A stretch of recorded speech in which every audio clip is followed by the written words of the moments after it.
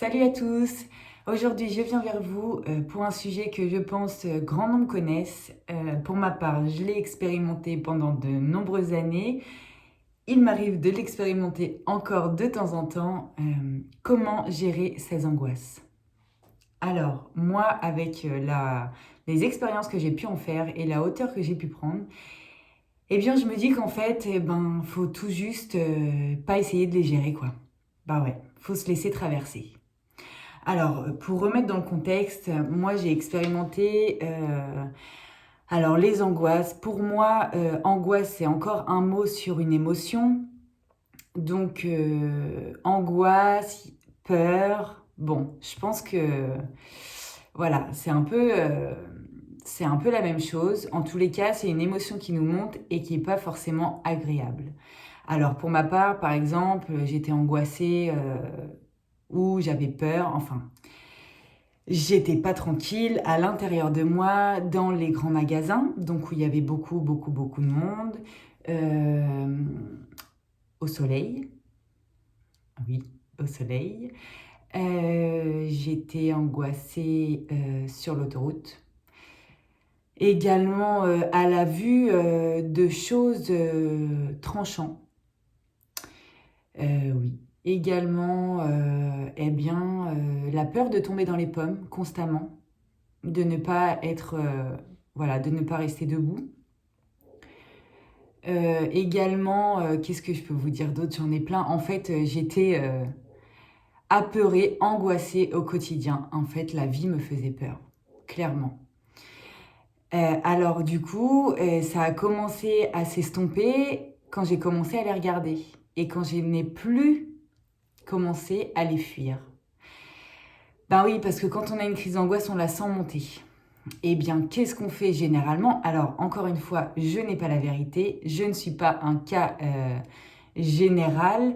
Je vous exprime mon expérience que j'ai vécue, la hauteur que je peux en prendre, ce que j'ai pu observer et ce que je peux faire au quotidien pour justement essayer d'être le plus libre possible. Voilà.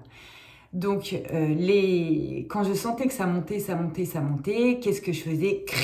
Je bloquais tout, je bloquais tout, je bloquais tout. Non, non, je veux surtout pas l'avoir, je veux surtout pas faire une crise d'angoisse. Donc, pour moi, ça se transformait en mal de bite. Je sentais que ça montait à l'intérieur de moi. Et puis, jusqu'à me sentir pas bien, pas ici, pas ancré, étourdi, et jusqu'à la peur de tomber dans les pommes. Alors, il y en a, c'est ça, il y en a, ça peut être autrement. Ça se manifeste de plusieurs façons. Voilà. Et je comprenais pas, par moment, forcément, aucun élément déclencheur. Je ne reconnaissais pas, en fait, l'élément déclencheur. Je me dis, mais mince, quand même, souvent, bon, voilà, je vous ai énuméré quand je vais sur l'autoroute, quand je vais dans les grands magasins, quand il y a plein de monde. Voilà, mais des fois, ça venait comme ça. Et je comprenais pas pourquoi. Et aussi, le plus souvent aussi, c'est quand je suis ou quand j'étais seule. Pas quand j'étais avec du monde. Bah oui, parce que quand je suis avec du monde, j'interagis, je suis pas avec moi-même. Que quand je suis seule, j'ai pas trop le choix que d'être avec moi-même. Enfin oui, j'ai le choix, mais bon, on me ramenait comme ça. Donc voilà, la seule chose que je faisais, c'était de me bloquer, de me bloquer, de me bloquer pour pas que ça passe, enfin pour pas que ça circule à l'intérieur de moi et pour que ça s'arrête. Sauf qu'en faisant ça, j'ai compris, alors longtemps après avoir fait plein de crises d'angoisse, qu'en faisant ça, on bloquait l'émotion. Et puis, vu que l'émotion, on l'a bloquée, au bout d'un moment, autant vous dire que ça s'estompe. Mais ça s'estompe à quel détriment?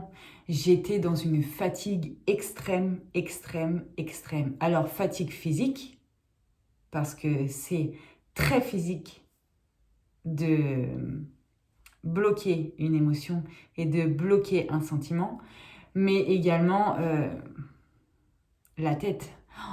Des mal de crâne, bah forcément, puisque je suis toujours à l'affût en fait. Et plus je suis à l'affût, autant vous dire que plus ça interagit, plus ça agit. Donc voilà. Donc j'ai été énormément avec des crises d'angoisse constantes, donc je ne savais plus quoi faire, hein. Il y a un moment donné, on se coupe un peu du monde, effectivement, parce que ça évite d'avoir des crises d'angoisse. Alors, encore une fois, se couper du monde, je ne pense pas que ça soit une mauvaise ni une bonne solution. Qu'est-ce qui est bon, qu'est-ce qui est pas bon, je suis pas là pour vous le dire, et moi-même je sais pas. Il faut faire ce qu'il y a de plus juste pour soi. Il faut juste ne pas se mettre la pression et ne pas culpabiliser parce qu'on fait pas une chose aujourd'hui et parce qu'on la fera que demain. Parce qu'en fait, ça pouvait m'arriver que d'aller faire des courses, c'était très anxiogène pour moi, très très compliqué pour moi à faire. Ok? Et il arrive à un moment donné où je me suis dit, eh ben ok, eh ben c'est pas juste aujourd'hui, ça sera sûrement juste demain. Je serai peut-être plus en forme demain, je serai peut-être plus alignée demain. Donc du coup, eh ben, je serai plus à même de laisser circuler demain mes émotions qu'aujourd'hui. Donc j'y vais pas aujourd'hui, j'irai demain. Et j'ai aucune culpabilité là-dessus, aucune pression là-dessus. Et je m'enlève déjà un poids. C'est bon. Eh bien, aujourd'hui, je suis pas en forme. Oh mince, fallait que je fasse ça. Eh bien, ça peut attendre. Aujourd'hui, je suis pas en forme, je m'écoute. Donc, je ne fais pas aujourd'hui. Je verrai demain si je serai plus à même de le faire. Je m'écoute. Je pense que c'est la règle numéro 1. S'écouter, s'observer. Ça, c'est le truc vraiment fondamental. Alors vous allez me dire, c'est bien gentil, ouais, on s'écoute, bah ouais, mais des fois on n'a pas le choix, quoi. Bah oui, des fois on n'a pas le choix. Donc, eh bien, quand on n'a pas le choix, je me suis aperçue d'une chose. Alors, il y a le avant, hein, l'état psychologique d'avant, hein, parce que, oh là là, putain, il faut que j'aille chercher mes enfants, il va y avoir plein de monde, et puis moi je me sens pas à l'aise, et puis il va falloir que je reste debout, en plein soleil, comment je vais faire, oh là là, ça va être une cata, je vais tomber dans les pommes. Bon, bah voilà, autant vous dire que là déjà, eh ben, la crise d'angoisse, c'est sûr qu'elle va, qu'elle va arriver et qu'elle va tout plomber. Alors que, bon, déjà, on respire hein, correctement. Voilà, ok, il faut que j'aille chercher mes enfants, et ben je vais faire du mieux possible. Et surtout, je vais laisser circuler l'émotion si elle arrive. Moi, j'ai pu l'expérimenter, donc du coup, je devais aller chercher mes enfants à l'école, et puis en marchant, je sens que ça monte, ça monte, ça monte, ça monte, ça monte, ah là là. Et là, je me dis, Aurélie, laisse passer, bloque pas, laisse passer. Laisse circuler ton émotion et vis-la pleinement. Accepte-la, vis-la, observe-la, prends de la hauteur, dis-lui que tu l'as vue et tu la laisses passer. Tu l'acceptes. Ok, bon, bah c'est bien gentil, hein.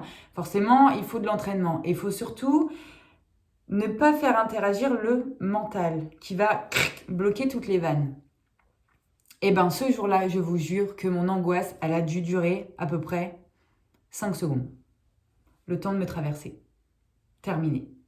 Je ne suis pas là pour vous vendre du rêve, bien au contraire, je suis là pour vous dire la vérité, de où j'ai démarré jusque où j'en arrive. Je ne dis pas que je n'ai plus d'émotions désagréables comme cela.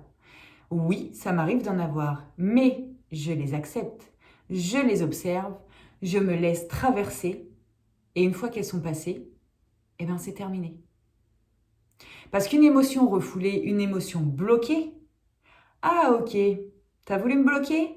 Pas de problème, je vais revenir. Et souvent ces émotions-là, c'est fait, enfin pour ma part, de ce que j'ai pu en déduire. Donc on les bloque, on les bloque, on les bloque. Souvent, ça revient encore plus fort. Bah oui, parce que t'as pas compris. Bah oui, forcément. Bah oui Aurélie, t'as pas compris la base, pourquoi on venait. T'as pas encore compris pourquoi c'était? Eh ben c'est pas grave. On va revenir encore plus fort. Et encore plus fort. Et encore plus fort. Et le champ s'élargit forcément. Bah oui. Mais cette raison-là, comme je vous dis, moi, ma vie était remplie de peur et d'angoisse. Enfin, mettons le mot qu'on veut. De ressentis désagréables. Tout était très dur à faire. Eh ben oui. Eh bien, en fait, j'en ai compris que c'était tout simplement pour me ramener à moi-même. C'était tout simplement pour que je fasse une introspection à l'intérieur de moi. Pour que j'aille voir à l'intérieur de moi l'espace qui bougeait, l'espace qui se mettait en lumière à ce moment-là. Que je le regarde, que je l'observe, que je prenne de la hauteur dessus, que je lui dise que je l'avais vu et que je le comprenais et que je le laissais passer et que je le laissais sortir. Alors, il y a aussi la méthode du sport, il y a la méthode des choses extérieures. Ça peut être une très bonne méthode, mais attention à cette méthode de comment elle est, par quel espace vous la regardez. Alors moi, j'ai fait beaucoup de sport. Voilà, je l'ai toujours dit, j'ai fait beaucoup de sport à outrance. Bah oui, parce que le sport, ça me vidait la tête. Parce que le sport, voilà, je pensais plus à rien. Bah non, j'étais tellement en souffrance physique de toute façon que j'avais pas le temps de penser à autre chose. Hein. Autant vous dire, voilà, j'avais pas le temps. Donc du coup, je me disais, bon bah voilà, faut que j'aille faire du sport. Au moins quand je fais du sport, je pense à rien. Et puis au moins je suis tranquille, j'ai pas d'angoisse, j'ai plus rien. Bah oui. Sauf que, bah non. Parce que là, je le regarde avec la tête. Je le regarde pas avec le cœur. Parce que oui, ça peut faire sortir des émotions, mais des émotions qu'on a vues, qu'on a acceptées, qu'on a observées, et maintenant qu'il ne reste plus qu'à sortir. Mais des émotions que vous voulez absolument pas voir, que vous voulez absolument pas regarder, oh non, non, je veux enfouir ça, et puis allez, je vais aller courir 10 km parce qu'au moins pendant ce temps-là, je suis tranquille. Alors, avec un peu de chance, vous allez être tranquille pendant les 10 km, sauf que ben, moi, ça m'est déjà arrivé de me taper des bonnes émotions bien désagréables pendant le sport. Donc jusqu'à quel point je ne m'écoutais pas. Donc la base des bases du pourquoi de tout ça, c'est un trop plein d'émotions, ça on est d'accord. Mais c'est vraiment pour vous amener à l'intérieur de vous et pour vous montrer un espace sombre, certes, mais qui doit être vu, qui doit être en conscience pour pouvoir le laisser s'évacuer et pour pouvoir l'éclairer. Et une fois que cette partie-là sera éclairée, je ne dis pas qu'il n'y aura plus rien, attention, parce que si ça fait comme moi, vous êtes angoissé depuis des années, forcément, faut désinstaller tout ça et réinstaller le reste. La chose beaucoup plus lumineuse et beaucoup plus sympa, quoi. Ça se fait pas comme ça, c'est pas magique, c'est un travail de tous les jours, de chaque instant. Chaque instant, dès qu'il y a un truc qui... Voilà, c'est vraiment... On appelle ça une angoisse, mais de quelque chose qui bouge à l'intérieur de vous et qui n'est pas agréable. Regardez-le, observez-le. Qu'est-ce qui fait que je réagis comme ça? Alors des fois, il n'y a pas besoin de mentaliser, il n'y a pas besoin de comprendre pourquoi on a ça, parce que des fois, on ne comprend pas. Plus d'une fois, je ne comprenais pas. Il n'y avait rien qui faisait que je pouvais être angoissée alors que je l'étais. Eh bien oui, en fait, c'est pour aller à l'intérieur de soi, se regarder.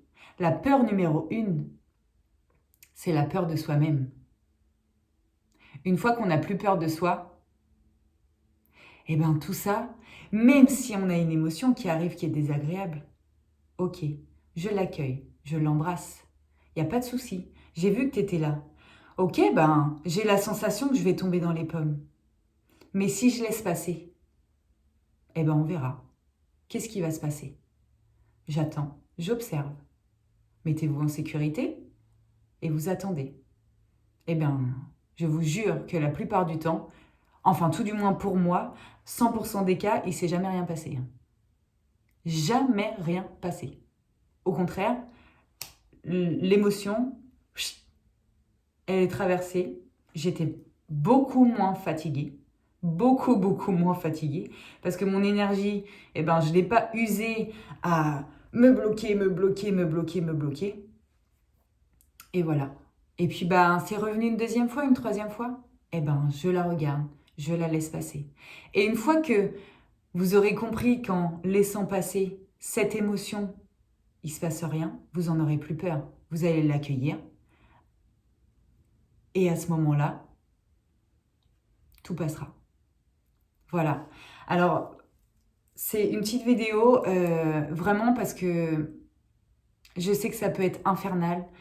Alors on peut mettre des mots dessus, hein. Encore une fois, on peut mettre angoisse, on peut mettre peur, on peut mettre phobie aussi, je pense.